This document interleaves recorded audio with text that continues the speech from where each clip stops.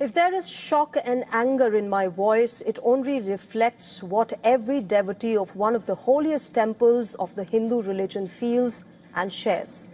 Nothing is sacred in our land. Even our gods and devotees are not safe from vile corruption.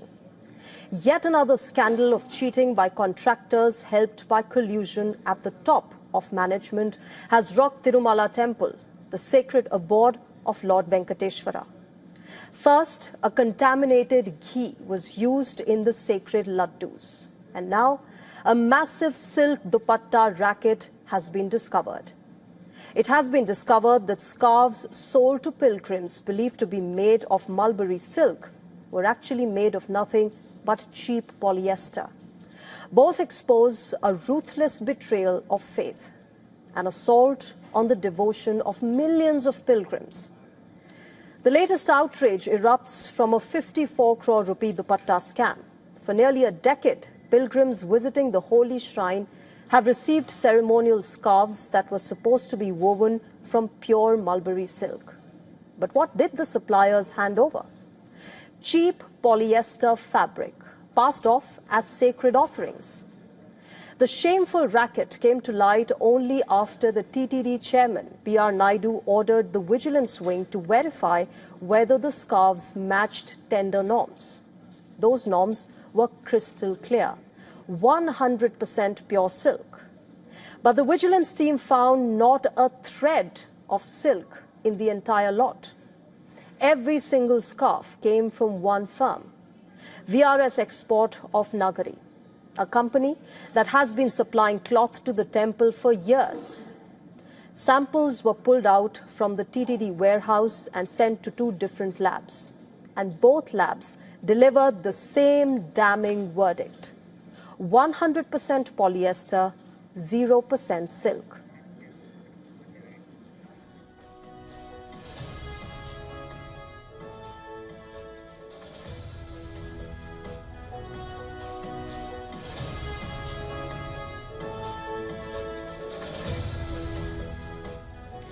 Even the mandatory silk hologram tag was missing. Yet, this firm allegedly supplied nearly 55 crore rupees worth of cloth between 2015 and 2025. It doesn't end here. It gets worse. The company bagged an additional order of 15,000 dupattas at 1,389 rupees each. Products that vigilance teams now suspect are also made of polyester. The TTD board has handed this matter to the Andhra Pradesh Anti-Corruption Bureau, demanding a full-scale probe into what appears to be a decade-long scam on innocent devotees. But the fraud, remember, does not stop at scarves. The SIT probing the ghee adulteration scandal has taken into custody 2 TTD officials. The 2 suspects were identified as Ajay Kumar Sugandh and Subramaniam. Investigators say both were involved in procuring contaminated ghee that was used to prepare the sacred ladoos offered as prasadam. Lab findings suggest the ghee was mixed with non-dairy and even animal fat, an insult to the centuries-old religious tradition. Now, such corruption can only happen in collusion with those at the top of the management pyramid. Former TTD executive officer A.V. Dharma Reddy has also been questioned for hours over lapses in supplier vetting procurement and quality control during his tenure by the CBI-led special investigation team. 2 scandals, 1 holy shrine, and crores of devotees who trusted that their faith was being respected. Tonight, that trust stands betrayed, and it demands justice. At first, it might seem trivial, but a deeper look, and you would know why Marco Rubio has directed the use of Times New Roman as the official font instead of the Calibri font being used in American government communications currently. Let's first tell you what has happened. The U.S. Secretary of State, Rubio, has ordered the State Department to abandon the Calibri font in official diplomatic communications and return to the Times New Roman font. reversing a policy adopted under Joe Biden to help those who had some kind of vision trouble. In an internal cable dated the 9th of December, Marco Rubio described the prior adoption of Calibre as wasteful diversity, equity, inclusion, and accessibility program. Now, the font change reflects the broader political and cultural contest over DEIA, or diversity, equity, inclusion, and accessibility policies within the federal government. Rubio's critics argue that the shift reflects less concern with typography than with dismantling initiatives tied to diversity and accessibility. Marco Rubio defended his decision as one that better conveys formal messages and exudes professionalism. The original switch in 2023, that switch to Calibre, was under the then Secretary Antony Blinken, and it was done as an accessibility improvement to aid individuals with visual or cognitive impairments. But Rubio's memo dismisses these benefits and instead asserts that the Calibre policy failed to achieve its goals.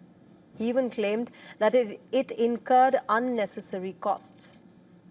Whether this typographic shift will have lasting impacts beyond its symbolic value remains to be seen. But for now, the font debate highlights how even the smallest elements of administrative practice can become loaded with political meaning in a deeply divided American political landscape. Prime Minister Narendra Modi has spoken with US President Donald Trump. This comes amid the ongoing India-US trade talks. Remember, this is the fifth phone call between Prime Minister Modi and President Trump after the US President came to power in January this year. The two leaders reviewed progress in the India-US Comprehensive Global Strategic Partnership over a phone call. They expressed satisfaction at the steady strengthening of bilateral cooperation across all domains. The leaders exchanged views on expanding cooperation in trade, critical technologies, energy, defense, as well as security. Both leaders agreed to work closely to address shared challenges and advance common interests. Prime Minister Modi and President Trump underlined the importance of sustaining momentum in shared efforts to enhance bilateral trade. The two leaders agreed to remain in touch. The Modi-Trump phone call, remember, took place at a time when a delegation led by US Deputy Trade Representative Rick Switzer is in India for the trade talks between the two countries. Prime Minister Narendra Modi took to social media platform X to inform about this meeting. He said, and I quote, "Had a very warm and engaging conversation with President Trump. We reviewed the progress in our bilateral relations and discussed regional and international developments. India and the US will continue to work together for global peace, stability, and prosperity," unquote. The talks between Prime Minister Modi and President Trump come just a week after Russian President Vladimir Putin visited New Delhi for the 23rd annual India-Russia summit. PM Modi and President Putin boosted their comprehensive global strategic partnership. In a major signal to the West, Putin said that Russia is ready for uninterrupted shipments of fuel to India. Importing Russian crude has put India in a geopolitical bind and soured relations with the United States, which believes it is financing the war in Ukraine. Earlier this year, President Trump hit India with trade tariffs of up to 50%, with India's continuing purchase of Russian oil. Moving on, a scene from eastern Afghanistan is drawing stark parallels to the most feared days of Taliban rule in the 1990s. According to several media reports, the Taliban last week oversaw a public execution in the Khost province, a packed sports stadium filled with as many as 80,000 people.